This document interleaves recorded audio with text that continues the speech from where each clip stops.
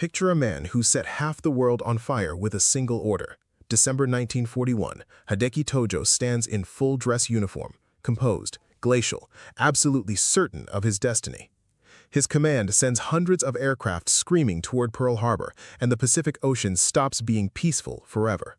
He does not tremble. He does not hesitate. He is the empire made flesh. Now move forward 4 years, September 11, 1945. That same man is collapsed on the floor of his own study, bleeding onto the tatami mat beneath him. He has just pressed a pistol to his chest and pulled the trigger. His hand shook at the final moment, and the bullet missed his heart by centimeters. The most powerful military mind Japan had ever produced could not even execute his own death with precision.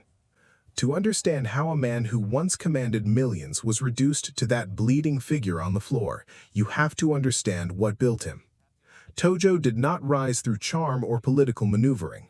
He rose through something far colder, an almost mechanical ruthlessness that earned him a nickname that followed him for life, the Razor.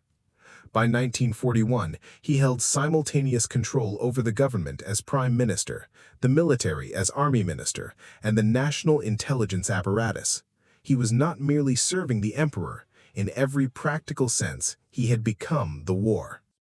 In the early years of the Pacific War, there was a window, brief and intoxicating, when it genuinely appeared that Tojo's vision might be correct. Hong Kong fell. Singapore, the supposedly impregnable fortress of the British Empire, fell in 70 days. The Philippines, Burma. Across thousands of miles, the rising sun was raised over territories Europeans had controlled for generations. For a man of Tojo's absolute conviction, this was not simply military success. It was confirmation that the divine mission he had dedicated his life to was real, righteous, and inevitable. This is the psychological trap that destroyed him. Tojo was not merely a strategist, he was a true believer, and true believers cannot read reality clearly because reality must always conform to the belief. When intelligence reports began suggesting that American industrial capacity would eventually overwhelm Japan, he adjusted his interpretation of the intelligence. When generals reported unsustainable casualties, he questioned their courage. The military machine he had built demanded total obedience, and so it could no longer deliver the one thing he needed most, the truth. His power had become a sealed room with no windows, and outside that room, reality was gathering like a storm. The collapse did not arrive gradually. It arrived like hammer blows, each landing before the nation recovered from the last. Saipan fell in July 1944, placing American bombers within direct striking range of the Japanese home islands. Within weeks, Tojo's political coalition collapsed and he was forced to resign as prime minister. He retreated into his house in Tokyo and watched the empire he had built continue to disintegrate. In March 1945, firebombing raids turned 16 square miles of Tokyo into ash in a single night.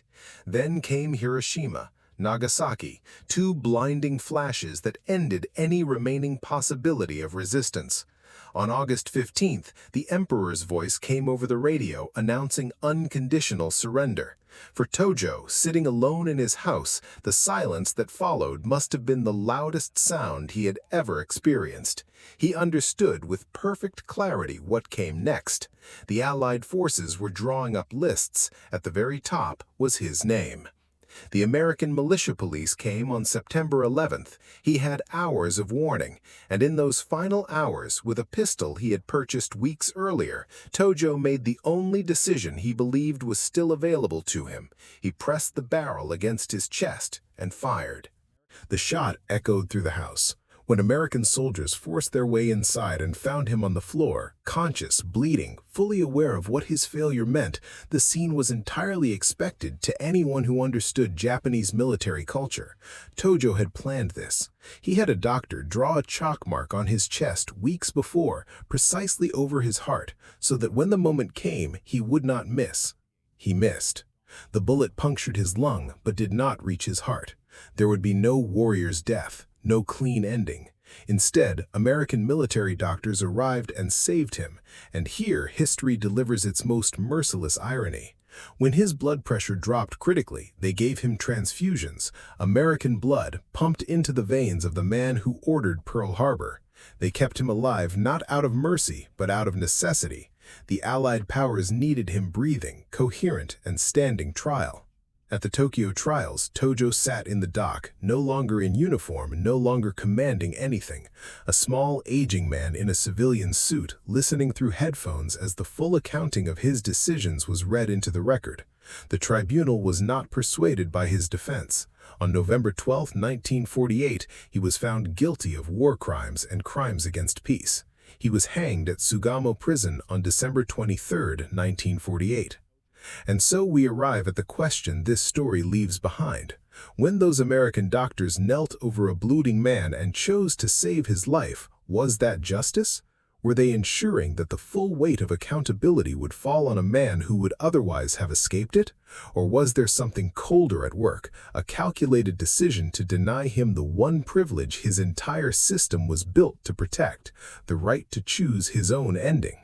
The man who had commanded millions was kept alive precisely long enough to be destroyed by the legal principles he had spent his career dismantling. Whether you call that justice or revenge may depend entirely on which side of history you were standing on.